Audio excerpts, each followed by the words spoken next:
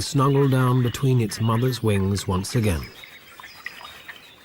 For the moment, Kopachki Rit seems like paradise. But danger still lurks, though. For once, this was a war zone. During the Croatian War in 1991, the front line went straight through this area.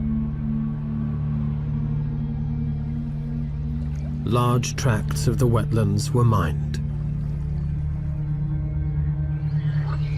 Most of the mines have now been cleared, but some were never found, and they can be moved by the floodwaters from place to place. A zone declared safe today could be... It's a paradox of war. Keep people out, and nature returns. The Kopachki Rit forests were once a hunting ground for the Habsburgs, and then later for high-ranking Yugoslav politicians. Since the mines were laid, the hunters have stayed out.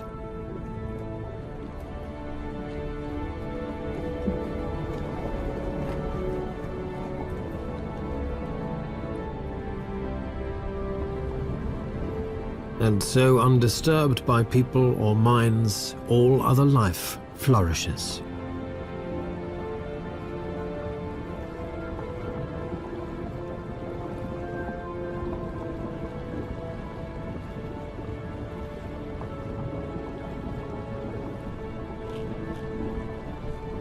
There are over 40 species of fish in these wetlands, and their abundance helps maintain the densest population of white-tailed eagles anywhere in the Balkans.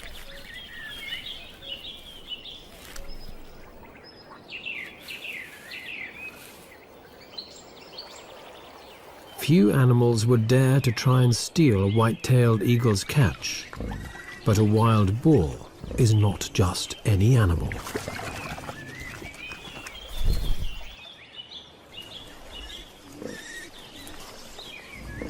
If anyone is brave enough or foolish enough to wander into Kopachki Rit despite the risk of the mines, they'd be wise to follow the boars. With a sense of smell so well developed that a boar can find even the smallest of buried truffles, strange-smelling mines are no problem to avoid. And in fact, the trails and clearings used by the wild boars are reliably mine-free.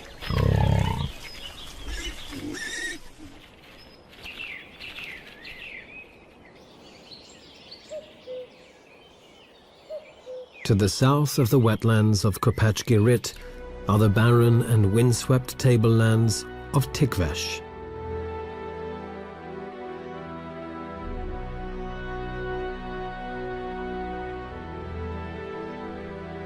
This is Macedonia, and Tikvesh is now the Balkans' last stronghold for vultures.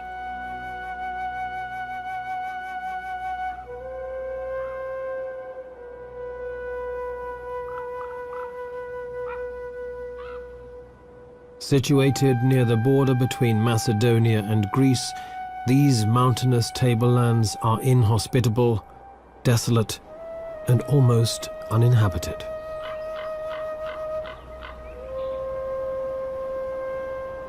Clouds move ominously across a landscape stretching to infinity, where the boundary between sky and earth becomes blurred.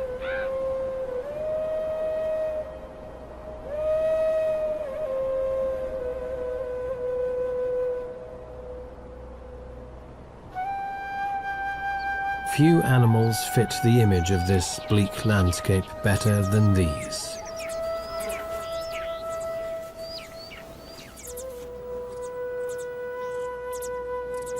Griffon vultures in particular like to live in these rocky mountains, where the thermal updrafts can carry them up high with little effort.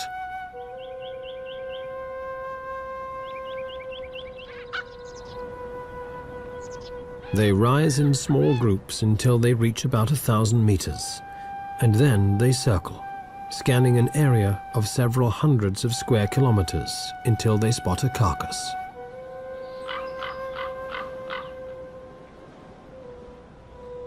Griffon vultures normally live in large breeding colonies, building their nests on steep rock faces. These vultures were once widespread throughout the Balkans, but in the last 100 years they've been reduced to only a few breeding pairs. Toxic baits have helped to decimate them, but they've been hit even harder by the gradual disappearance of livestock. The vultures are carrion eaters, and each bird needs around half a kilo of meat each day. But now there are fewer carcasses of sheep, goats and cows, which they can rely on. And to make matters even worse, there is competition. Even when in flight, vultures are constantly harassed by ravens. Intelligent birds, they learnt long ago that where vultures settle, there is also something in it for them. The vultures have spotted a dead cow, but a gang of ravens is already there. As soon as the vultures try to get to work on the carcass, the ravens start pulling at their tails. Bad table manners it may be, but an effective strategy to distract the vultures.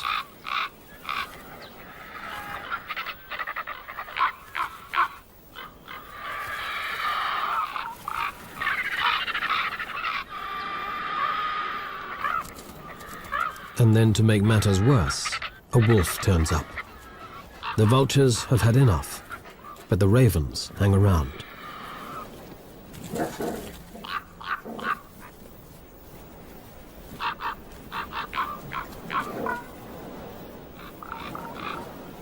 And even the wolf has trouble getting rid of them.